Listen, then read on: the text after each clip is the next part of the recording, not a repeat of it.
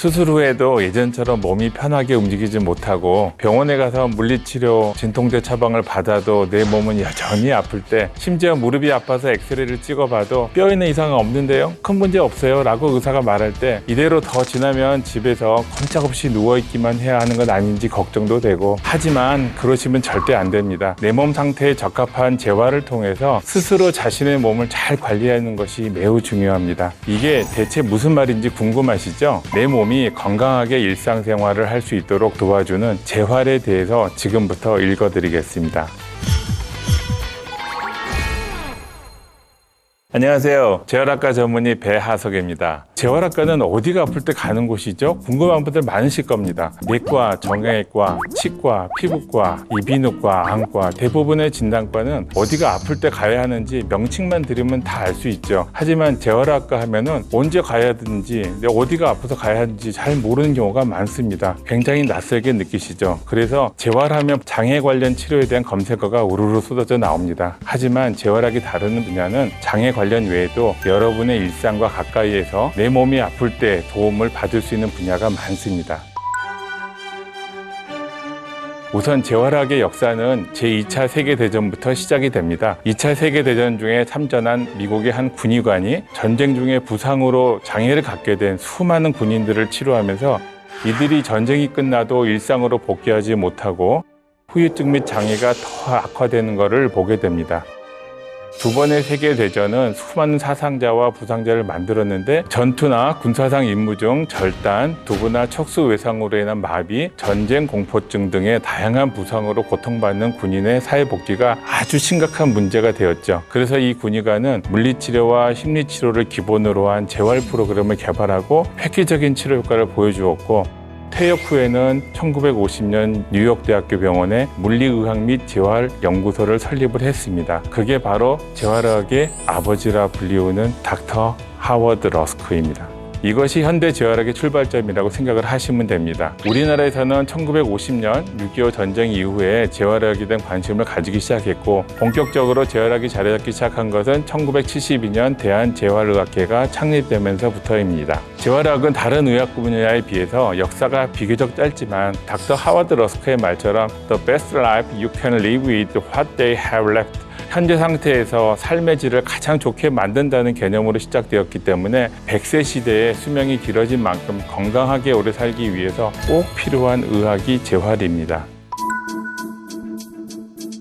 질병과 외상 치료만으로 예전과 똑같이 일상생활 하기는 어렵습니다. 치료하는 과정에서 일상생활 범위가 줄어들게 되고, 운동량도 현저하게 감소되고, 근력이 약화되고 근육이 감소되게 됩니다. 그래서 관절이 굳어서 잘 움직이지 않거나 일정한 방향으로의 움직임과 동작이 제한이 되는 것이죠. 반드시 치료 과정 중이나 후에 적절한 재활 훈련을 받아야 관절의 후유증을 예방할 수도 있고 빨리 일상으로 복귀할 수 있습니다. 자, 그럼 본격적으로 재활이라고 하면 어떤 치료를 받는 건지 궁금하시죠? 대부분 재활 그러면 물리치료 받으러 간다고 생각을 합니다. 하지만 이거 외에도 다양한 분야의 치료를 저희들은 하고 있습니다. 흔히 생각하는 물리치료는 핫백이라든지 초음파 등을 이용한 열치료, 또 전기를 이용한 저주파 치료, 간섭파 치료 등이 있습니다. 이 치료법은 재활의학에서 사용하는 하나의 치료 방법입니다. 이 외에 마비 환자나 몸의 움직임에 이상이 관찰되는 환자에서 재활 운동 치료도 하고, 하지의 운동 기능을 분석하고 훈련을 시키는 데 주가 되어 있습니다.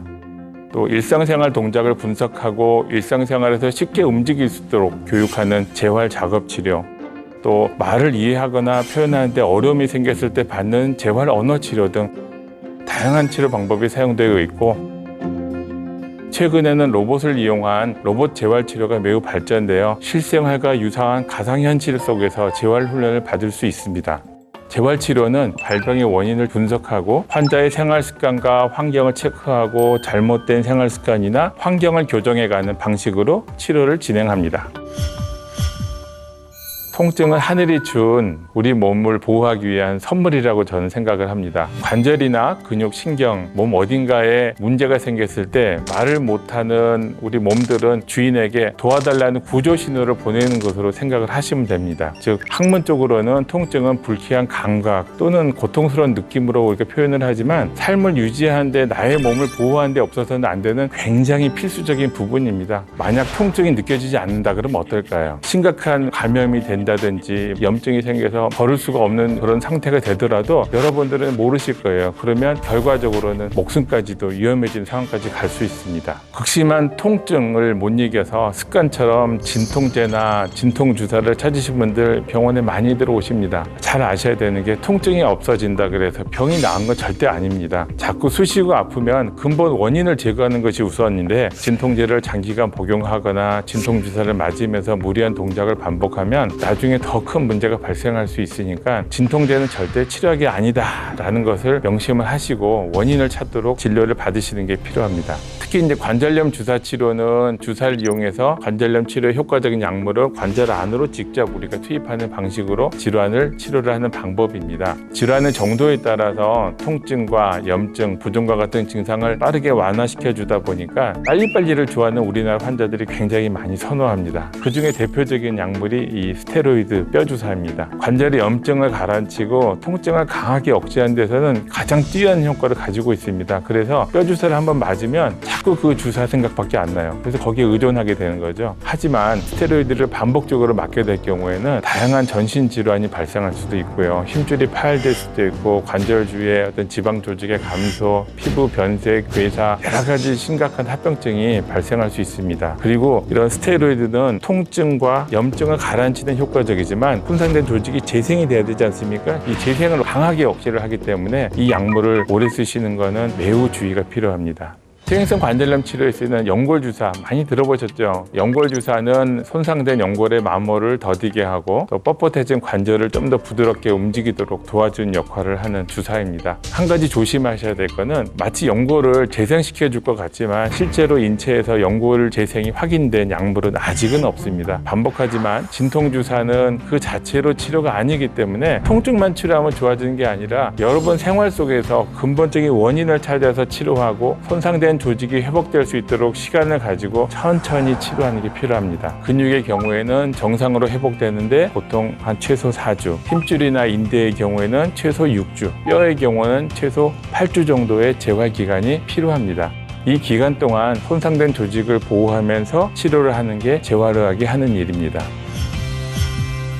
여러분들이 관절을 좀 삐끗하셨다. 대부분 빨리 가서 도수치료 받아야지 생각하시는 분들 많죠. 도수치료 받으러 간다 그러면 엎드린 채로 막 이렇게 우두둑우둑 소리 들면서 마사지나 안마 받는 모습을 상상하시는데 정확하게 도수치료란 거는요. 손으로 치료하다라는 뜻으로 숙련된 전문 치료사가 직접 맨손으로 신체를 자극해서 관절을 치료하는 치료 방법입니다. 일반 마사지와 도수치료를 혼동하시는 분들 많은데요. 도수치료는 근육을 포함해서 인체를 구성하는 뼈, 근육, 신경계 등 해부학적 지식을 가진 전문가의 치료가 필요한 것이고요. 도수치료 전에는 반드시 신체 검진, 엑스레이, MRI 등 객관적인 검사 기반을 통해서 환자의 통증과 기능을 진단하고 근본적인 원인을 찾은 다음에 근육 및 관절의 움직임을 교정하면서 원래 상태로 회복시키고 기능을 개선시키는 방법입니다. 하지만 도수치료는 많은 사람들에게 꼭 필요한 치료는 아닙니다. 대한임상통증학회에서는 도수치료 가이드라인을 냈는데요. 근골격계 질환에 한한다고 되어 있고요. 그리고 대부분의 근골격계 질환의 경우에 장기간의 도수치료가 필요하지는 않습니다. 치료하면서 경과를 관찰해보고 거기에 따라서 바뀌는 상황에 따라서 변화를 주면서 적절한 치료를 하는 것이 필요하고요. 도수치료를 받으면 통증이 다 호전되는 것으로 생각하시는 분들이 많은데 그렇지는 않습니다. 바른 자세를 유지하고 지속적인 운동을 통해서 근력을 강화시키고 스트레칭을 하면서 관절의 운동 범위를 적절하게 유지해 주는 것이 훨씬 더 중요합니다. 여러분의 생활 습관이나 환경을 바꿔주는 것만으로도 근본적인 치료를 할 수 있는 경우도 많습니다. 허리의 통증이나 목의 통증의 경우 자세 이상으로 온 경우가 많은데요. 바른 자세를 잘만 유지를 해주어도 통증이 호전되는 경우가 많고 재발도 막을 수 있습니다. 의자에 앉을 때는 반드시 등받이에 이렇게 기대고 앉는 습관이 필요합니다. 이렇게 기대고 앉음으로써 허리 주변의 근육의 부하를 줄여서 허리 통증을 막아주고 예방할 수 있는 거죠. 그다음에 테니스 엘보로 고생하신 분들 많습니다. 주로 아픈 부위는 이 팔꿈치의 바깥쪽, 또 아니면 요즘은 이제 안쪽으로도 많이 발생을 하는데 같은 원인입니다. 손을 돌리는 동작, 우리 문고리 돌리고 빨래 짜고 병따개 따고 이런 동작을 할 때 테니스 엘보가 많이 생깁니다. 짜는 동작 이런 것들을 이제 교정을 하면 되는데요. 이럴 때는 우리가 팔을 이렇게 몸통에 붙이시고요. 수직으로 이렇게 짜든지 빨래를 짜든지 병을 따든지 이렇게 돌리시면은 테니스 엘보를 예방하실 수 있는 방법입니다. 이렇게 근본적인 치료는 약물이나 물리치료가 아닌 바른 자세와 동작을 통해서 각 관절을 부상 없이 잘 관리하는 것이 포인트입니다.